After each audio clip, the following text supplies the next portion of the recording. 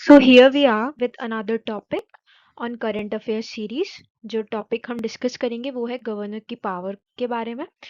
So before heading towards the in-depth analysis of governor's power, you all must be wondering कि हम इसे क्यों discuss कर रहे हैं. Like basically कुछ तो हुआ होगा जिसके कारण ये न्यूज़ में है और this topic is now basically all over the internet. So the first thing which we will understand कि why this topic is in news. तो क्या हुआ था, सुप्रीम कोर्ट ने रिसेंटली एक केस में ऑब्जर्व किया कि गवर्नर्स जो हैं उनको क्या करना चाहिए, should return bills as soon as possible. ठीक है, इतने टाइम तक उनको विदहोल्ड नहीं करना चाहिए क्योंकि इसमें बहुत ज़्यादा समय खराब होता है और इस तरीके से गवर्नर जो है अपनी पावर्स का मिसयूज भी करता है. ठीक है, तो ऐसा क्या हुआ कि ये जो एक प्ली फाइल करी थी तेलंगाना गवर्नमेंट ने, ये बोला था कि जो गवर्नर है उनको आप बोले कि 10 बिल्स जो लेजिस्लेटिव असेंबली ने पास किए हैं उनको क्लियर करें. सुप्रीम कोर्ट के को इस चीज़ के बारे में इन्फॉर्म किया गया था क्या कि दैट जितने भी पेंडिंग बिल्स हैं उन पे आप गवर्नर का असेंट करवाएं, उनसे अप्रूव करवाएं क्योंकि वो उनको विदहोल्ड करके रख रहे हैं और उनको अप्रूव नहीं कर रहे हैं. ये मैटर जो है bench comprising CJI D Y Chandrachud and justice P S Narasimha ji ने सुना था और उन्होंने ये ऑब्जर्वेशन हेल्ड किया कि बिल जो है should be written as soon as possible to give effect to the first proviso of article 200 of the Indian constitution. तो जो फर्स्ट प्रोविजन है आर्टिकल 200 ऑफ इंडियन कॉन्स्टिट्यूशन का, वो ये मैंडेट करता है कि बिल्स को एज सून एज पॉसिबल जो है वापस रिटर्न करिए फॉर रिकंसिडरेशन, या जिस चीज़ के लिए आप ज़्यादा देर विड्रॉल नहीं कर सकते. तो ये आर्टिकल 200 बोलता है, इसीलिए सुप्रीम कोर्ट ने इस चीज़ को एम्फेसाइज किया. जैसे यहाँ भी लिखा है कि the court well disposing the matter, उन्होंने क्लैरिफाई किया कि वो इस पूरी चीज़ में नहीं डेल्व कर रही कि इस इशू के मेरिट क्या है raise in the petition, but वो सिर्फ एक चीज़ को एम्फेसाइज कर रही है जो कि first provision of the article 200 में लिखा है, जो कि मैंडेट करता है. जस्ट अर्लियर 2-3 सेकेंड्स अगो मैंने बोला कि जो मैंडेट करता है गवर्नर को कि रिटर्न करे बिल्स को as soon as possible after presentation for reconsideration by the legislature, right. तो तेलंगाना गवर्नमेंट ने एलिगेशंस लगाए थे कि गवर्नर जो है बिल को डिले कर रही है, और जो गवर्नर है उन्होंने अपने फेवर मतलब अपने डिफेंस में ये बोला कि वो इन बिल्स को एनालिसिस कर रही थी, थरो एनालिसिस कर रही थी, इसलिए उनको टाइम लग गया. ठीक है, इसलिए वो बिल्स को क्या है बेसिकली पास नहीं कर रही थी. ठीक है, बट सुप्रीम कोर्ट ने फिर फाइनली उनको बोला कि नहीं भैया आप ऐसे नहीं कर सकते, you have to pass the bills. ठीक है, अब इस पूरे केस से रिलेटेड जो भी इंपॉर्टेंट कॉन्स्टिट्यूशनल प्रोविजंस है we will discuss them. Before proceeding I want to add to your knowledge कि गवर्नर से रिलेटेड जितने भी आर्टिकल्स हैं वो आर्टिकल 153 से आर्टिकल 167 में आते हैं, जो कि part 6 of the Indian constitution में मेंशन्ड है. हम सारे नहीं डिस्कस करेंगे, हम सिर्फ वो डिस्कस करेंगे जो इस वीडियो से रेलिवेंट है और टॉपिक की रेलिवेंसी से ही हम स्टिक करेंगे. ठीक है, but you have to remember, या आप पढ़ भी सकते हैं कि आर्टिकल 153 से आर्टिकल 167 तक इंपॉर्टेंट प्रोविजंस है गवर्नर के, जो कि पार्ट 6 ऑफ इंडियन कॉन्स्टिट्यूशन में मेंशन है. ठीक है, सबसे पहले हम डिस्कस करते हैं आर्टिकल 200. तो आर्टिकल 200 इंडियन कॉन्स्टिट्यूशन का आउटलाइन करता है process for a bill passed by the legislative assembly of a state to be presented to the governor. ठीक है, तो जो बिल है वो किसको प्रेजेंट किया जाएगा, गवर्नर को. किस चीज़ के लिए, गवर्नर का अप्रूवल लेने के लिए, गवर्नमेंट का एसेंट देने के लिए. हु में इधर एसेंट, या तो वो एसेंट दे सकते हैं, अप्रूव कर सकते हैं, विदहोल्ड कर सकते हैं अपने एसेंट को, एसेंट नहीं भी दे सकते हैं, या उस बिल को रिजर्व कर सकते हैं कंसिडरेशन के लिए बाय द प्रेसिडेंट. गवर्नर उस बिल पर्टिकुलर बिल को क्या कर सकते हैं, रिटर्न भी कर सकते हैं सजेशंस के साथ कि आप इसको रिकंसिडर करें टू द हाउस, या फिर जितने भी हाउसेज हैं उनको वो वापस भेज सकते हैं उस बिल को. ठीक है, अब आर्टिकल 200 का सेकंड प्रोविजन ये बोलता है, क्या करता है, गवर्नर को ग्रांट करता है कि वो उस पर्टिकुलर बिल को प्रेसिडेंट को भी रेफर कर सकते हैं. तो प्रेसिडेंट को कौन से केस में रेफर कर सकते हैं, जब गवर्नर को लगता है कि ये पर्टिकुलर चीज़ जो है is important on the central level, on the national level, तब वो प्रेसिडेंट को उस चीज़ को भी रेफर कर सकते हैं. तो ये जो पावर होती है डिस्क्रिशन, ये है गवर्नर के पास होता है under the second provision of article 200. Moving forward, अब आर्टिकल 201 क्या है, तो आर्टिकल 201 स्टेट करता है when a bill is reserve for the consideration of the president. President क्या कर सकता है, प्रेसिडेंट भी या तो असेंट दे सकता है या अपना असेंट नहीं भी दे सकता, उसको विदहोल्ड कर सकता है.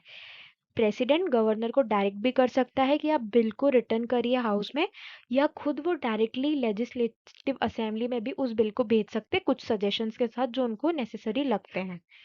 नेक्स्ट आर्टिकल इज आर्टिकल 153, जो ये बोलता है कि हर स्टेट के लिए एक गवर्नर होना चाहिए और एक पर्सन जो है अपॉइंटेड एज गवर्नर फॉर 2 और मोर स्टेट्स भी हो सकता है, यानी कि same person can be appointed as governor for 2 और मोर स्टेट्स। ठीक है, अगला है आर्टिकल 155 और 156। तो सबसे पहले आर्टिकल 155 किस बारे में बात करता है, गवर्नर के अपॉइंटमेंट के बारे में। तो गवर्नर ऑफ अ स्टेट कौन अपॉइंट करेगा, shall be appointed by the president. उसके बाद आर्टिकल 156 है जिसमें term of office of governor बताया जाता है कि गवर्नर के ऑफिस का टर्म कितने टाइम के लिए रहेगा। तो पहला ये कि गवर्नर जो है ऑफिस कब तक होल्ड कर सकता है, during the pleasure of the president, यानी प्रेसिडेंट जब तक चाहे तब तक गवर्नर उस ऑफिस को होल्ड कर सकता है। अगर गवर्नर को रिजाइन करना है उसके ऑफिस से तो वो बाय राइटिंग प्रेसिडेंट को दे सकता है कि उसे उसके ऑफिस से रिजाइन करना है। उसके बाद subject to the foregoing provisions of this article a governor shall hold office for a term of 5 years from the date on which he enters upon his office, यानी कि कितना टर्म होगा, 5 years का होगा, provided that the governor shall notwithstanding the expiration of his term continue to hold his office until his successor enters upon his office. और उनको उनके office को कब तक होल्ड करना है, जब तक उनका नेक्स्ट सक्सेसर नहीं आ जाता। ठीक है, and if you want to resign his office वो बाय राइटिंग प्रेसिडेंट को दे सकते हैं। ये सब किस में मेंशन्ड है, आर्टिकल 156 में। उसके बाद आर्टिकल 157 जिसमें क्वालिफिकेशन है कि कौन गवर्नर हो सकता है। तो बेसिक क्वालिफिकेशन कि वो एक सिटीजन होना चाहिए इंडिया का, और दूसरा उन्होंने एज कंप्लीट कर ली हो 35 ईयर्स। उसके बाद आर्टिकल 163 क्या बोलता है, तो आर्टिकल 163 ये बोलता है कि सीएम हेड करता है सीओएम को, यानी कि काउंसिल ऑफ मिनिस्टर्स को, जो कि एड करती है और एडवाइस करती है किसको, गवर्नर को, टू एक्सरसाइज हिज फंक्शंस। लेकिन कुछ ऐसी कंडीशंस होती है जिसमें डिस्क्रिशनरी पावर होती है किसके पास, गवर्नर के पास। तो वो कौन से केसेस होते हैं, सबसे पहला, अगर कोई क्लियर मेजोरिटी नहीं है स्टेट लेजिस्लेटिव असेंबली में, कोई क्लियर पार्टी नहीं है, तो उस केस में गवर्नर के पास ये पावर होती है कि वो सीएम को खुद अपॉइंट कर सकता है। दूसरा केस होता है in times of no confidence motion. अब सिंपल लैंग्वेज में अगर नो कॉन्फिडेंस मोशन बोलूं तो फॉर एग्जाम्पल समझो कि अगर एमपी में आपको सरकार बनानी है तो आपको 115 प्लस सीट्स चाहिए। अब नहीं आती है तो आपने कोलिजन किया किसी गवर्नमेंट के साथ। ठीक है, अब क्या हुआ कि वो कोलिजन बाय सम रीजन बीच में टूट गया, तब अब आपको असेंबली में खुद को प्रूव करना पड़ेगा कि आपकी पार्टी के पास मेजोरिटी है। और अगर if you fails to prove, ठीक है, तो इलेक्शन फिर से होगा। जैसे इसका रीसेंट एग्जांपल अभी दूं तो अभी अगस्त 2023 में कांग्रेस ने क्या किया था, नो कॉन्फिडेंस मोशन लाया था against BJP to prove that उनके पास मेजोरिटी है या नहीं है। तो बीजेपी ने क्या किया, दे प्रूव दैट उनके पास मेजोरिटी है, इसलिए नो कॉन्फिडेंस मोशन जो है वाज नॉट सक्सीडेड। अगर नहीं होती उनके पास मेजोरिटी तो इलेक्शंस फिर से होते हैं, राइट।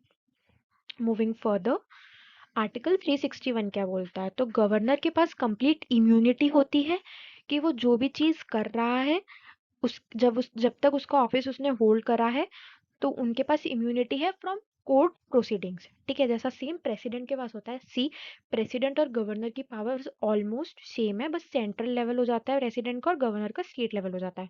ऑलमोस्ट आर्टिकल की जो प्रोविजंस है वो सेम है। You can give a read about them, ठीक है, आफ्टर दिस वीडियो। उसके बाद ओके, वे फॉरवर्ड, यानी कि फाइनली एंडिंग दिस वीडियो। तो इन अ नटशेल, अगर आपको गवर्नर की पावर का मिसयूज होने से प्रिवेंट करना है तो उसके लिए एक मल्टीफेसेट स्ट्रैटेजी रिक्वायर्ड है। व्हाट इज मल्टीफेसेट, मतलब बहुत सारी चीजों के आपको एक साथ एम करना पड़ेगा।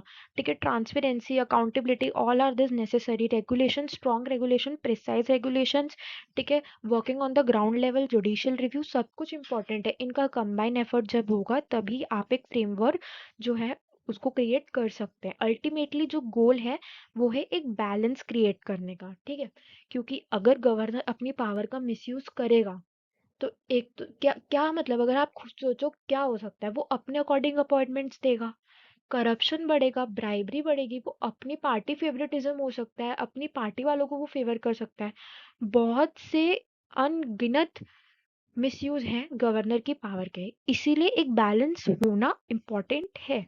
ठीक है, तो सारी चीज़ों पे कलेक्टिवली मल्टीफेसेट स्ट्रैटेजी से अगर ग्राउंड लेवल पे काम किया जाए तो इस चीज़ को इम्प्रूव किया जा सकता है। ठीक है, I hope this video was useful for all of you. Thank you.